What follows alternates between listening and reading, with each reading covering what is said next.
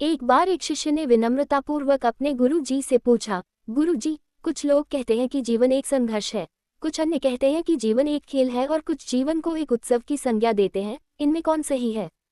गुरु जी ने तत्काल बड़े ही धैर्यपूर्वक उत्तर दिया, पुत्र, जिन्हें गुरु नहीं मिला उनके लिए जीवन एक संघर्ष है, जिन्हें गुरु मिल गया उनका जीवन एक खेल है, और जो लोग गुरु द्वारा बताए गए मार्ग पर चलने लगते हैं, मात्र वे ही जीवन को एक उत्सव का नाम देने का साहस जुटा पाते हैं। यह उत्तर सुनने के बाद भी शिष्य पूरी तरह से संतुष्ट न था। गुरु जी को इसका आभास हो गया। वे कहने लगे, लोग, तुम्हें इसी संदर्भ में एक कहानी सुनाता हूँ, ध्यान से सुनोगे तो स्वयं ही अपने प्रश्न का उत्तर पा सकोगे।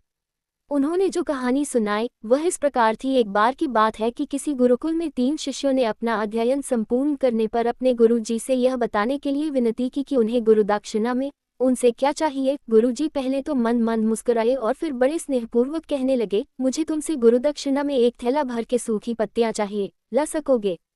वे तीनों मन ही मन बहुत प्रसन्न हुए, क्योंकि उन्हें लगा कि वे बड़ी आसानी से अपने गुरु जी की इच्छा पूरी कर सकेंगे। सूखी पत्तियां तो जंगल में सर्वत्र बिखरी ही रहती हैं। वे उत्साहपूर्वक एक ही स्वर में बोले, जी गुरु जी, जैसी आपकी आज्ञा। अब वे तीनों शिष्य चलते चलते एक समीपस्थ जंगल में पहुंच चुके थे, लेकिन ये देखकर कि वहां पर तो सूखी पत्तियां केवल एक मुट्ठी भर ही थीं, उनके आश्चर्य का ठिकाना न रहा। वे सोच में पड़ गए कि आखिर जंगल से कौन सूखी पत्तियां उठाकर ले गया होगा।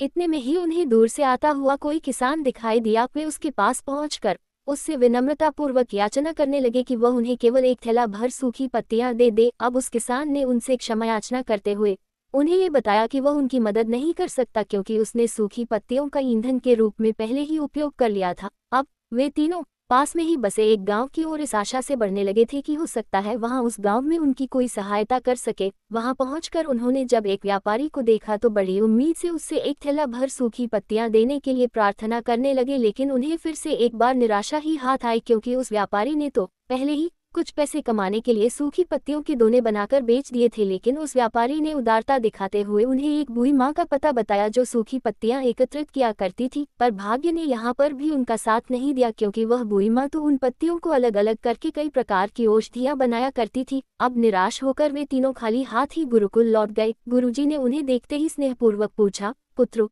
ले आइए गुरु दक्षिणा। तीनों ने सर झुका लिया। गुरुजी द्वारा दोबारा पूछे जाने पर उनमें से एक शिष्य कहने लगा, गुरुदेव, हम आपकी इच्छा पूरी नहीं कर पाए। हमने सोचा था कि सूखी पत्तियां तो जंगल में सर्वत्र बिखरी ही रहती होंगी, लेकिन बड़े ही आश्चर्य की बात है कि लोग उनका भी कितनी तरह से उपयोग करते हैं। गुरुजी फिर पहले ही की तरह मुस्कुराते हुए प्रेमपूर्वक बोले, निराश क्यों होते हो? प्रसन्न हो जाओ और यही ज्ञान की सूखी पत्तियां भी व्यर्थ नहीं हुआ करती, बल्कि उनके भी अनेक उपयोग हुआ करते हैं। मुझे गुरु दक्षिणा के रूप में दे दो। तीनों शिष्य गुरुजी को प्रणाम करके खुशी खुशी अपने अपने घर की ओर चले गए। वह शिष्य जो गुरुजी की कहानी एकाग्रचित होकर सुन रहा था, अचानक बड़े उत्साह से बोला, गुरुजी, अब मुझे अच्छी तरह से ज्ञात हो गया है कि आप क्या कहना चाहते हैं। आपका संकेत वस्तुतः इसी ओर है, न कि जब सर्वत्र सुलभ सूखी पत्तियां भी निरर्थक या बेकार नहीं होती हैं, तो फिर हम कैसे किसी भी वस्तु या व्यक्ति को छोटा और महत्वहीन मानकर उसका तिरस्कार कर सकते हैं। चींटी से लेकर हाथी तक और सुई से लेकर तलवार तक सभी का अपना अपना महत्व होता है। गुरुजी भी तुरंत ही बोले, हाँ पुत्र, मेरे कहने का भी यही तात्पर्य है कि हम जब भी किसी से मिले तो उसे यथायोग्य मान देने का भरसक प्रयास करें, ताकि आपस में स्नेह, सद्भावना, सहानुभूति एवं सहिष्णुता का विस्तार होता रहे और हमारा जीवन संघर्ष के बजाय उत्सव बन सके। दूसरे, यदि जीवन को एक खेल ही माना जाए तो बेहतर यही होगा कि हम निर्विक्षेप, स्वस्थ एवं शांत प्रतियोगिता में ही भाग लें और अपने निष्पादन तथा निर्माण को ऊंचाई के शिखर पर ले जाने का अथक प्रयास करें। अब शिष्य पूरी तरह से संतुष्ट था। अंततः मैं यही कहना चाहती हूँ कि यदि हम मन, वचन और कर्म इन तीनों ही स्तरों पर इस कहानी का मूल्यांकन करें तो भी यह कहानी खरी ही उतरेगी। सबके प्रति पूर्वाग्रह से मुक्त मन वाला व्यक्ति अपने वचनों से कभी भी किसी को आहत करने का दुस्साहस नहीं करता, और उसकी यही ऊर्जा उसके पुरुषार्थ के मार्ग की समस्त बाधाओं को हर लेती है। वस्तुतः हमारे जीवन का सबसे बड़ा उत्सव पुरुषार्थ ही होता है, ऐसा विद्वानों का मत है।